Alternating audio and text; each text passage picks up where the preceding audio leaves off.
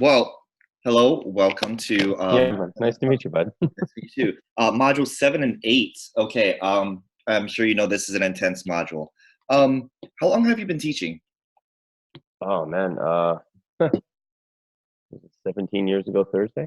Okay. Oh well, congratulations. Yeah. All right. So then, yeah. Okay. So this is pretty much just a formality stuff. Just you going through the Mhm. motions and making sure that you videotape your work and everything, and just have these like I guess mentor calls. Like I don't have as much teaching experience as you. I only have 12. So you beat me by 5 years. Yeah, but at the same time too, I mean, look, like I got my master's about when did I start it? I guess I finished it just about 3 years ago, and then I did my CELTA 3 years ago, and Okay. I've been doing. But so I started 17 years ago, but I've grown. I'd say in the last 3 or 4 Sure. years. Sure. Mhm. And teaching is all about improving. It's all about taking feedback and increasing your instructional growth and everything. So, and that's Yeah. one thing I like about modules 7 and 8 is that you really start to reflect on your own teaching practice and figure out how you can grow as a teacher. Mhm. Um, so and to be honest, I don't teach module 7 or module 8. I just do like you're my second mentee through the Okay. Teach Now program. I teach in the special education master's program and also module 5 and Yeah. also module 6. Um, Okay. so I'm still learning the ropes of what it means to be a mentor for modules 7 and 8. But I did have practice round on my first mentee a few weeks ago. So Cool, man. you're not going to be my guinea pig. Um, so Hey, I man, it's all good. It's all yeah. good. All It's right, cool. Yeah. All right. We'll get through this together, brother.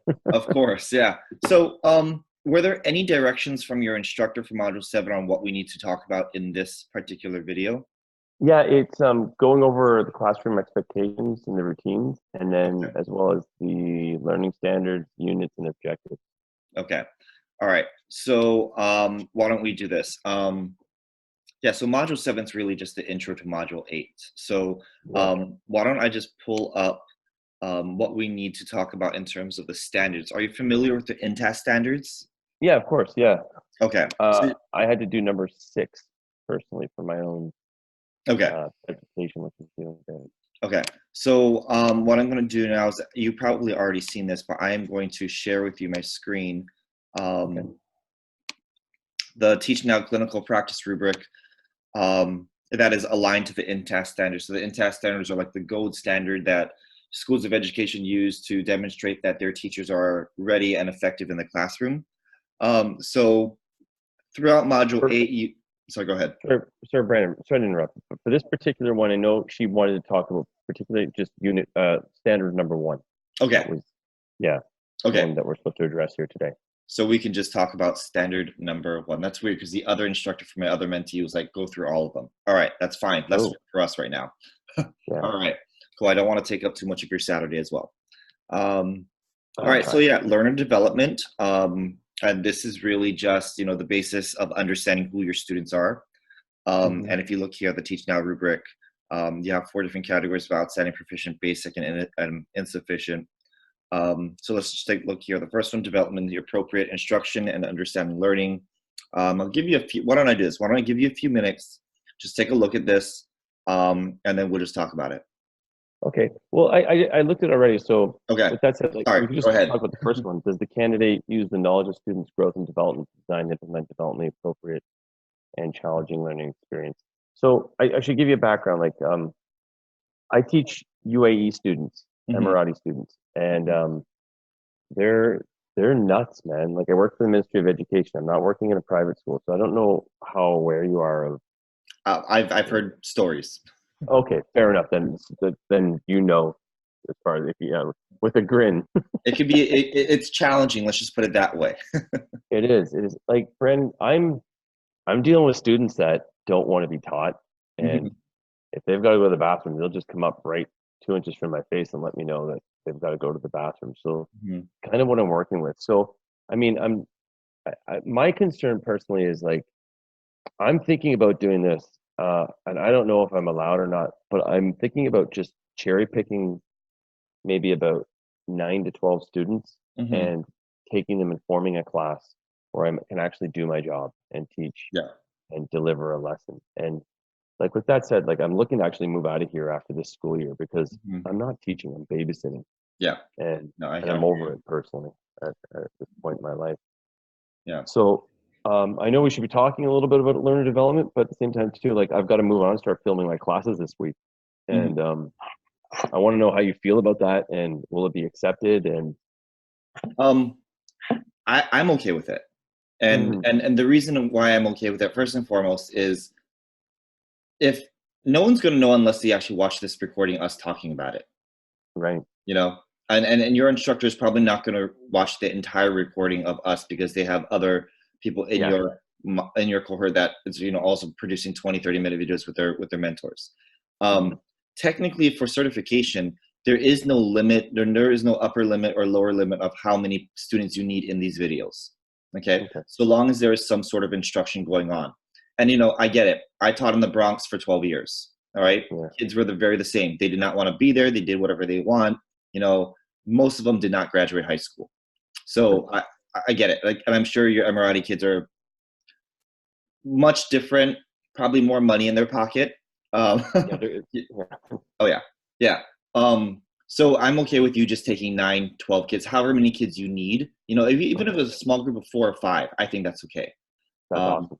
and and That's good to and hear. and do your lessons, because essentially what you do, you need to demonstrate that. I mean, again, this is not us. This is not Teach Now. This is for certification. You need to demonstrate this. You need to demonstrate that you understand learner development, and you need to do that in some way. So I'm okay with it.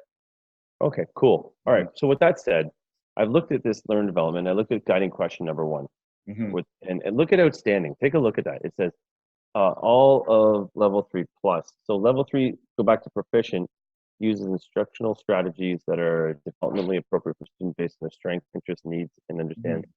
how students construct knowledge, acquire skills, and develop discipline thinking. And then it goes to outstanding, and it's like put in annotation, the sound and the picture quality. So number 4, to get a 4 is, I'm looking at 4. It doesn't really mean anything. It's just kind of like plus to 3. Yeah. See what I'm saying? Yeah. Mhm. Mhm. So my lesson's going to be a listening exercise, the first video that I'm going to create, which is what we're supposed to be graded on, the learner development. Um, I'm just going with the textbooks, Mhm. what we're supposed to start next week, and I'm just going to walk into the classroom. I'm going to put uh, the page number, the objectives on the board, the date, and then more or less just start teaching. Yeah. Like, but I guess uh, how are we judged on this when like Teach Now and you or anybody who marks this doesn't know the history of student growth and development or you Yeah. see what I'm So that's something I've always struggled with. And part of my job, I'm a full-time faculty member actually at Johns Hopkins University here in the DC region. And nice. part of my job is actually going into the schools and evaluating teachers and coaching teachers. And I get it. I don't know every single background of the student of the Yeah. classrooms that I'm in. So usually, when I do have a rubric that's like this between proficient and outstanding, is I'll just have like the teacher write some sort of like reflection and explain to me either beforehand or afterhand, you know, um, the background of the students. And I like to see how they're actually using that information to kind of like drive their instruction. So I would suggest, and this is what I told my other mentee, I don't know your students. It would be really great if you could just like give me like a 1 paragraph summary of like who the students are, where they are, maybe give me some data, so that when I do see your instruction on the video, I can match it up. Okay, you have 9 students, and you told me that 6 out of 9 are proficient in this and whatnot. So how are you taking that data and actually using it so that you can actually implement instruction that pushes their thinking and challenges them a little bit? Right. So it's Okay. like that. And to be honest, the difference between proficient and outstanding is very vague. It's Annotation. yeah, I know. It's really saying annotations are added to the screen. Like you are actually Yeah. putting in like closed captions or something. Like Yeah, I I don't know know. how to do that. I don't know how to do that on a video. I know. I'm really weak at that too, man. I'm So like, I know so I'm not that's getting a why so four. that's why I would say is like when you submit your video, submit some sort of like document that says you know, work your way around in a Google Doc at minute 10 minutes and 15 seconds, I did this because, or I Okay. Okay. realized that students were not paying attention or they were disengaged because this was not interesting to them. So I split some. I changed up. I don't know the content a little I bit. get you. Yeah, you know for sure. I get you. Yeah, I get Yeah. you. Okay, Brandon, can I ask you another? Yeah, of Perfect. So course. I'll submit a Google Doc, and then what happened along the way, and like, yeah, just highlight points of the video and my point. If I choose not to use the annotation, Mhm. yeah, increase my annotation experience. With that said, I know. What was I going to go on about? To be honest, I think I just ready to start pushing record and getting this over with. Not to Mhm. be getting it over with, but at this point, you know, I'm module 7 going to 8. I just want to move forward and film these Sure. classes Yeah. and show my instruction, explain my instruction, and what goes with it. I guess that's how I feel right now. Okay. Yeah. Yeah. And that I don't. I mean, I don't blame you. You got a lot. I don't blame No, I bet you don't, man. We've all been students trying to just I get know, through it, I right? know, I know, I know, I know. Um, Yeah. so let's talk. So this is in Task Standard 1. What are your expectations for the next part of this course? Are you supposed to just video yourself demonstrating Standard 1, or Yes, standard 1 we focus on for the first video. So I've got to knock that out. And then is that the standard baseline video and reflection? Yeah, where are we now? If you could pull that up. I'm pulling up your Yeah, edit the animated video of your teaching based on Standard 1 student development. Yeah. So this is the baseline video and reflection, right. and that is due on the 26th. But go ahead and get that done as quick as possible. And then you have your self-assessment of teaching, and then you actually don't have another video until unit 3 down here, activity 2, where I'm supposed to evaluate your teaching. Nice. Okay. So you do your baseline video, send that to me. I'll get it back to you within 48 hours. And then That's this, isn't it? That's this. uh, Is that no, Oh your no, I'm baseline sorry. video is you are actually pulling students and you're teaching, and then I am actually going to. Here it says performance outcomes. Candidates record their own teaching practice as means of examining and reflecting upon Okay. their own practice. Record a video of you teaching a lesson to your mentor or your own classroom based on the lesson you plan to create in Module 7, addressing Standard 1. Okay. I'm confused with my I'm getting it confused with my lesson plan because I also have to submit a lesson plans to you, which I believe is the next activity 2, not activity 2, but unit module 7.